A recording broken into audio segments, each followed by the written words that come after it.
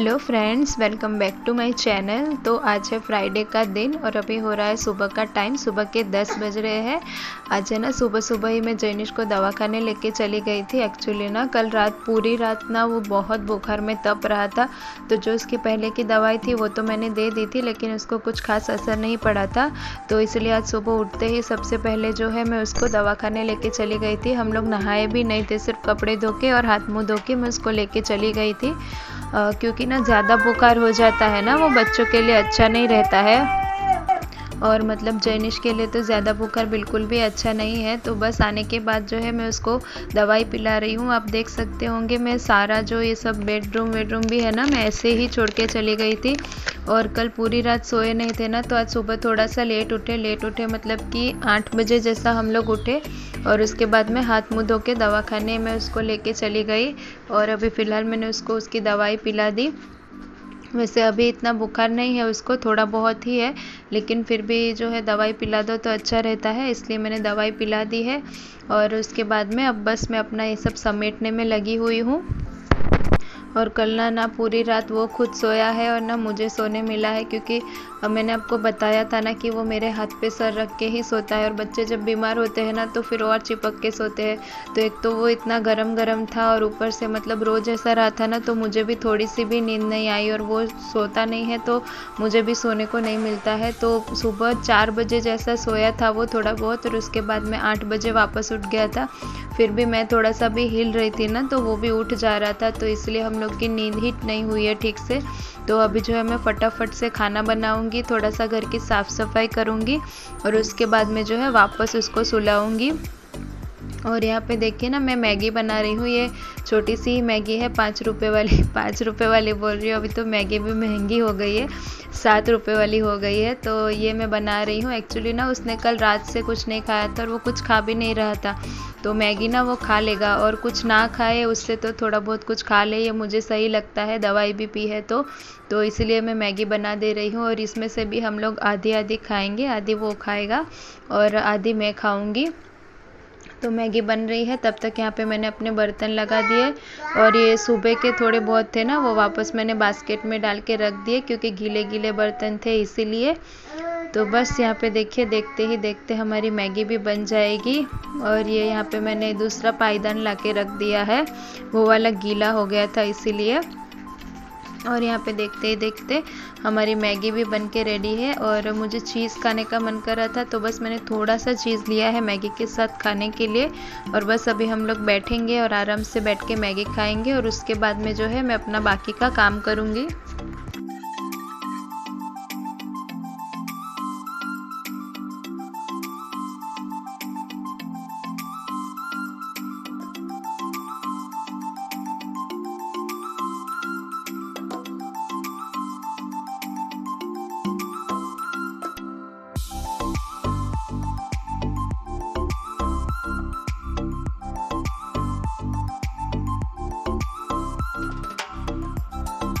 और फ्रेंड्स, अगर आप मेरा वीडियो देख रहे हैं और आप मेरे चैनल पे नए हैं, तो मैं जो है लाइफस्टाइल रिलेटेड डेली व्लॉग्स बनाती हूँ, जिसमें कि कुकिंग और मॉम्स की लाइफस्टाइल, इंडियन मॉम की लाइफस्टाइल और पेरेंटिंग, इन सब के रिलेटेड वीडियो बनाती हूँ। तो अगर आप लोग इंटरेस्टेड है तो प्लीज़ सब्सक्राइब कर दीजिएगा चैनल को।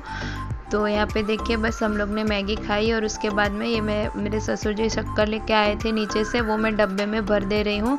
और ना ये हमारे यहाँ की शक्कर बिल्कुल अच्छी नहीं आती है, एकदम चिपकी सी आती है और दाने भी बहुत छोटे छोटे से रहते हैं।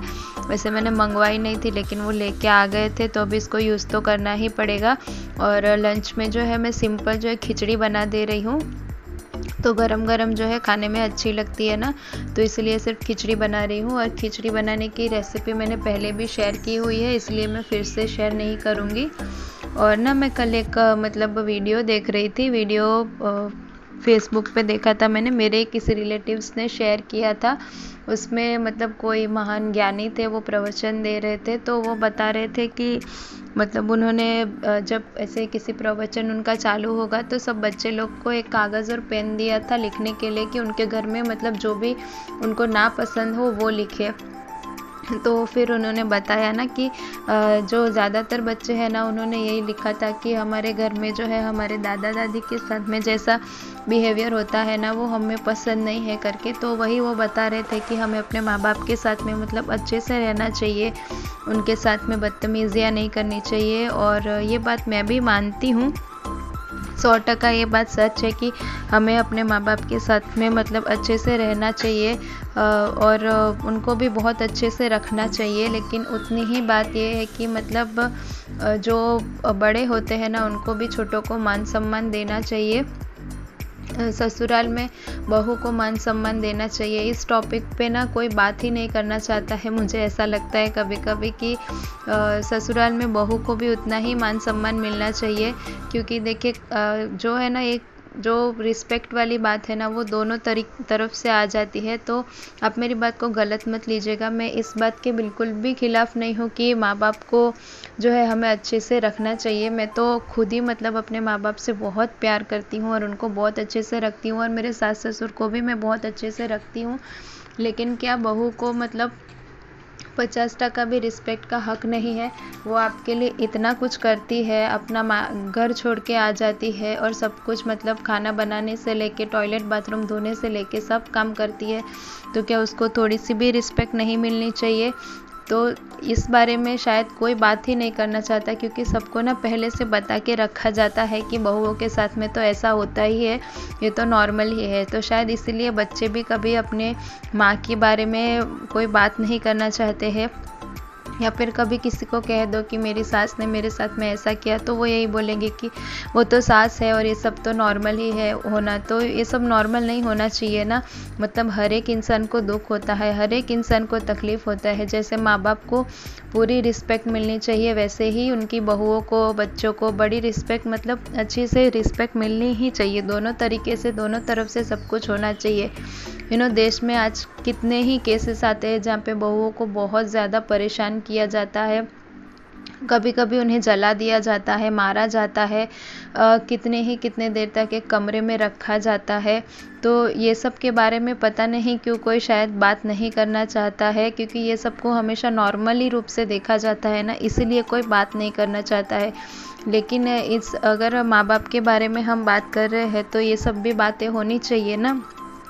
तो ये सब मुझे लगा, तो मैंने आपके साथ में शेयर किया जो मैं फ़ील कर रही थी वो। इसको आप गलत तरीके से मत लीजिएगा प्लीज़।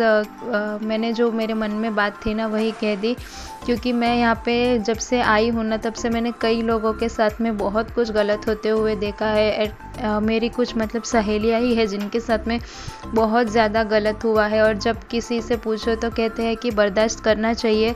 वही गलत है कि वो बर्दाश्त नहीं कर पाई और उनके साथ में ऐसा हो गया करके। तो ऐसा नहीं होना चाहिए ना फ्रेंड्स। आप क्या कहते हैं इस बारे में, मुझे ज़रूर बताइएगा।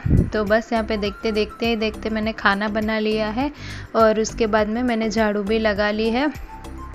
और मतलब मैं भी अपने हस्बैंड से एक बात कह रही थी कि जितना बहुओं को ससुराल में परेशान किया जाता है, उतना ही अगर कभी मतलब जो जमाई है, पति है, वो अपने ससुराल जाए और उनको परेशान किया जाए, तो शायद वो कभी अपने ससुराल वापस जाएंगे ही नहीं। उनको तो मतलब पूरी रिस्पेक्ट चाहिए होती है वहाँ पे, पूरी तरीके से उनको अच्छे से वेल ट्रीट करना चाहिए, तब वो ससुराल जाते हैं। तो यही सेम बिहेवियर जो है मतलब लड़की के साथ में क्यों नहीं होता है? जितनी रिस्पेक्ट ससुराल में लड़के को मिलती है, उतनी जो है लड़की को क्यों नहीं मिल पाती है? तो इन सब के बारे में भी बात करनी चाहिए, थोड़ी बहुत जागरूकता फैलानी चाहिए। तो तभी तो है हमारा समाज जो है इन सब चीज़ों को नोटिस करेगा और थोड़ा सा मतलब इन सब के बारे में अच्छा होगा। कई लड़कियों की जो है ज़िंदगी अच्छी हो जाएगी अगर हम ये सब जो है थोड़ा सा समझ जाएंगे। तो थोड़ा सा डिप्रेशन में से बाहर आ जाएगी सारी लड़कियां। तो यहाँ पे देखिए मैंने अभी नहा लिया है और बाल वाल बना लिए हैं, और कहते हैं कि गीले बालों में ना कोम नहीं करना चाहिए, लेकिन मुझे उलझे बाल लेके रहना ना पसंद नहीं है, तो मैं गीले बालों में कोम कर लेती हूँ। और जब भी कोम करे ना तो ऊपर से लेके नीचे की ओर कोम करे, तो इससे ना बाल ज़्यादा टूटते नहीं हैं। तो मैं हमेशा कोम कर ही लेती हूँ गीले बालों में। और यहाँ पे देखिए बिल्कुल भी टाइम नहीं लगा मेरे बालों को सुलझाने में, और मेरे बाल अच्छे से सुलझ गए हैं। और ये जो है ना कपड़े कल के सूख गए थे तो वो भी मैंने निकाल लिए हैं। बस अब इनको मैं फोल्ड करके रख दूँगी और उसके बाद जो है मैं जाऊँगी जैनिश को सुलाने के लिए। तो फ्रेंड्स, वीडियो ज़रा सा भी अच्छा लगा हो तो प्लीज़ वीडियो को लाइक कीजिएगा, शेयर कीजिएगा और चैनल को सब्सक्राइब ज़रूर कीजिएगा। Thank you so much.